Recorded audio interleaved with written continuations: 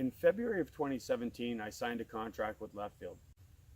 During one of our interviews, Natalie asked me a question. She said, "What's your greatest weakness?" And I said, "Wild edibles." And what I should have said was foraging. So over the last year, I've spent a tremendous amount of time and effort reading books and getting out to the bush and honing my foraging skills.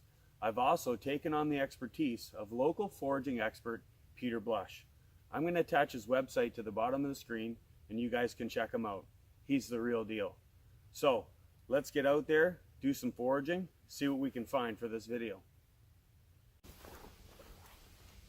What a great spot to shoot a foraging video. In front of me I've got daylily, the whole plant completely edible. To my side I've got burdock.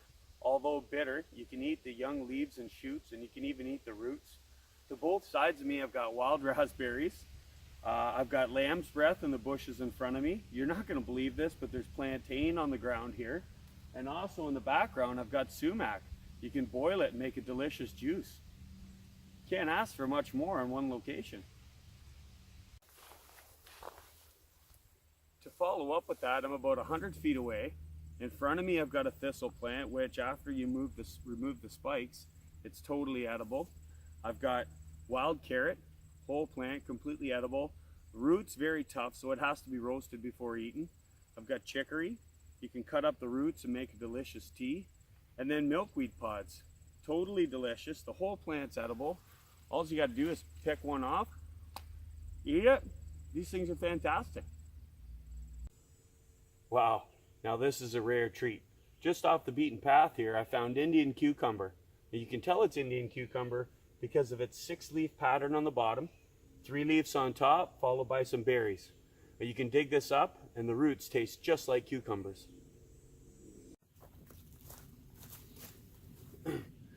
And here we have Jack in the Pulpit. The foraging books are going to tell you that these things are edible, and they are when the fruit's ripe. I tried one of these the other day. Beautiful green fruit, but you get severe calcium oxalate burns if you eat them while they're green. Trust me from experience, toss this one to the side. Wow, this is like a forager's dream out here. Check into the woods, and I didn't think this day could get any better. Poisonous mushrooms are everywhere out here. How can you tell they're poisonous? 90% of the time, the animals won't touch them, you shouldn't either. And if you don't know what they are, don't touch them. They can be deadly. Okay, I can't help but get excited here. Look at all of these puffballs. They're small and immature. I'm gonna come back in maybe a week or so and pick some of these for you. And off to my right, there is a huge batch of coral mushrooms. You're gonna see those in a sec. And here's our beautiful patch of corals. What a fantastic day. We found hen of the woods, chicken of the woods, oysters, now corals. That about wraps up our 2 hours here. So I'm gonna head back to the vehicle, lay everything out, and I'm gonna show you all the things that we gathered today. Wow, that was quite the haul. It's hard to imagine that I got all this done inside of 2 hours. Well, let's see what we got. First, we have burdock. Kind of bitter, but you can eat the young shoots and leaves. You can also boil the root and eat it. Secondly, we have cattails. Everybody knows cattails. You can eat the entire plant. You can even use the top to start fires. Next, we have false Solomon seal. Again, entire plant edible, even the berries. Then there's plantain. Everybody knows plantain really well. You've seen it 1,000 times on the show. Then we've got chicory, used as a coffee substitute. You can chop up the bottom and you can boil it and use it for coffees. Daylily, another great wild edible. You can eat the entire plant, including the flowers. Over here, now we've got milkweed. Milkweed is, again, another completely edible plant. Joe pieweed. You take the flowers from the top and you boil them and you can make teas. Next, we've got red clover, completely edible plant. I'm sure most of you, when you were kids, used to take these out and suck the honey out of the little flowers. Wild carrot, another completely edible plant, top to bottom. You can smell the root, smells like carrot. Sumac, Great for making teas. I actually have some at home right now waiting for me for a tea. Fairy Bell. I've never actually eaten Fairy Bell before, but it's in the books and I saw it, so I decided I'd take it. Then we've got Mayapple. This one's green, it's not quite ripe yet. When you're harvesting them, they need to be yellow. Wood sorrel, another fantastic wild edible.